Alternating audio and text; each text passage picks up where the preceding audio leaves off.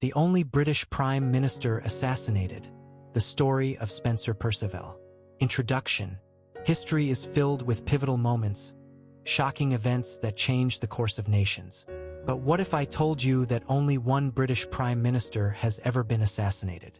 Not in a far-flung colony, not during a bloody coup, but right in the heart of British power, in the lobby of the House of Commons. Today, we delve into a chilling and often overlooked event. The assassination of Spencer Perceval on May 11, 1812. It's a story of political turmoil, personal grievance, and a single gunshot that echoed through the halls of power, leaving an indelible mark on British history. Who was Spencer Perceval? Why was he targeted? And who was the man who pulled the trigger? Join us as we uncover the dramatic and tragic story of the only British Prime Minister to meet such a violent end while in office. This is a tale you won't want to miss. Spencer Perceval, the man and his times. So, who was Spencer Perceval? Born in 1762, he was a man of deep religious conviction and a staunch Tory politician. He rose through the legal and political ranks, becoming Attorney General and Chancellor of the Exchequer before finally, in 1809, taking the highest office, Prime Minister of the United Kingdom. His premiership came at an incredibly turbulent time. Britain was embroiled in the Napoleonic Wars, a massive, draining conflict against Napoleon Bonaparte's France that stretched across Europe and beyond. The economic strain of this war was immense, leading to high taxes, inflation, and widespread hardship for ordinary people. On the home front, Perceval's government faced significant unrest. The Luddite movement, a protest by textile workers who were losing their jobs to new machinery, was gaining momentum, leading to riots and the destruction of property in industrial areas. Perceval's response was firm, even harsh, famously making machine breaking a capital offense. He was a man of principle, deeply conservative in his views, and a strong opponent of Catholic emancipation, which was a hugely divisive issue at the time. While respected by some for his integrity and unwavering resolve, his policies also made him deeply unpopular with many segments of the population. He was seen by his critics as out of touch with the suffering of the common people and overly repressive. This was the volatile and charged atmosphere in which Spencer Perceval governed, a backdrop of war, economic crisis, and social upheaval that would ultimately play a part in the tragic events to come. The fateful day, May 11, 1812. The date was Monday, May 11, 1812. It was around 5:15 in the evening. Prime Minister Spencer Perceval was on his way to attend an inquiry into the Orders in Council, controversial trade policies related to the Napoleonic Wars that were causing significant economic hardship and were a major point of contention. He entered the members' lobby of the House of Commons, a space usually filled with the comings and goings of politicians, clerks, and petitioners. It was a routine moment, one that happened countless times a day. But this time was different. As Perceval walked through the lobby, a man stepped forward.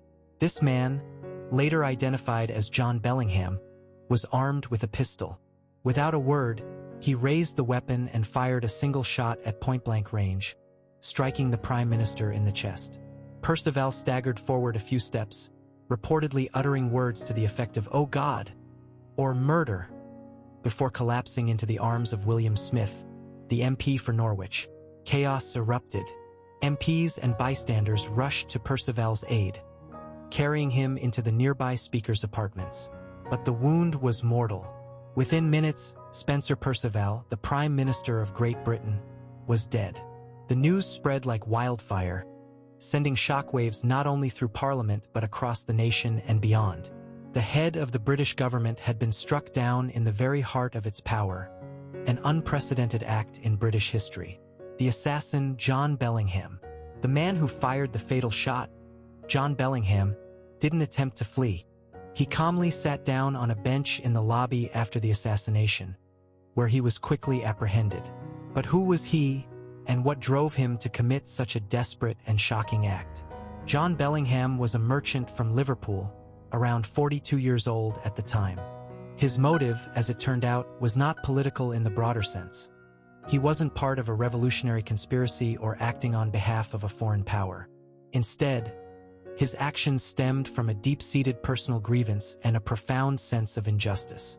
Years earlier, Bellingham had been involved in a business dispute in Russia. He believed he had been unjustly imprisoned and had suffered significant financial losses. Upon his return to Britain, he had spent years petitioning the British government for compensation, believing they had failed to protect him and his interests abroad. He had written countless letters, sought meetings with officials, and appealed to various authorities, but his claims were repeatedly dismissed. He felt ignored, wronged, and increasingly desperate.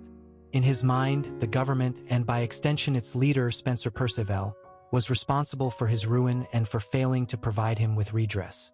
It appears Bellingham saw the assassination not as an act against Perceval personally, but as a last resort to bring attention to his case and to punish the system he felt had failed him so profoundly.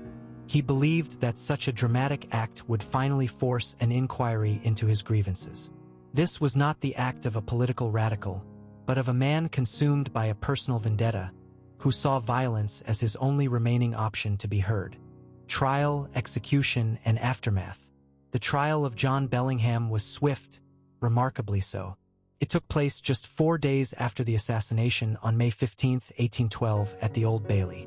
Bellingham represented himself, and his defense rested on his claim that he had been denied justice by the government, and that his actions were a necessary, albeit extreme, way to force an inquiry into his grievances. He expressed no remorse for killing Perceval, whom he saw merely as a representative of the system that had wronged him. He even stated he would have preferred to shoot the British ambassador to Russia, had he been present. There were attempts to argue that Bellingham was insane, but these were quickly dismissed by the court. The authorities were keen to demonstrate that this was not a political act linked to wider unrest, like the Luddite riots, but the work of a lone, albeit disturbed, individual. Within hours, Bellingham was found guilty of murder and sentenced to death. Just 3 days later, on May 18, 1812, a mere week after he had fired the fatal shot, John Bellingham was hanged at Newgate Prison. A large crowd gathered to witness the execution, a common occurrence at the time. The assassination of Spencer Perceval sent shockwaves through British society. While Perceval had been an unpopular prime minister with many, the act of assassinating the nation's leader was widely condemned. There were initial fears that it might be part of a larger conspiracy or a signal for a general uprising, especially given the social tensions of the time. However, as Bellingham's personal motives became clear, these fears subsided. In the immediate aftermath, Lord Liverpool took over as Prime Minister, and the government continued its wartime policies. Perceval was mourned, and Parliament voted to provide a generous pension for his widow and 12 children. Historically, Spencer Perceval remains a unique figure, the only British Prime Minister ever to be assassinated. His death, while not leading to a revolution, served as a stark reminder of the passions and desperation that can drive individuals to extreme acts, even against the most powerful figures in the land. It's a somber chapter in British history, highlighting the vulnerability of leaders and the unpredictable nature of human grievance.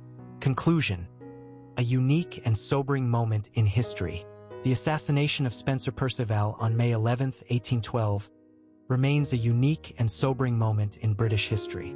He is, to this day, the only British Prime Minister to have been murdered while in office.